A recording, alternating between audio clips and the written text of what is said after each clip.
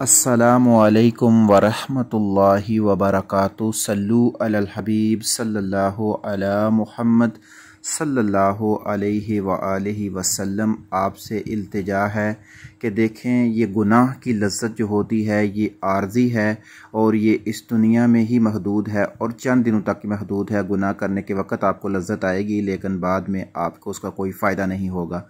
लेकिन जब आप नेकी करेंगे तो नेकी का वक्ती तौर पे आपको तकलीफ़ होगी कि वज़ू करना, नमाज के लिए तैयारी करना या अपनी जेब से पैसा सर्फ करना या वक़्त देना। लेकिन नेकी का ये फ़ायदा आपको होगा कि नेकी कब्र में आपके साथ जाएगी और इंशाअल्लाह अल्लाह अज़्ज़ा वजल के फज़ल व करम से ये जन्नत में भी आपके मकाम को बुलंद करेगी।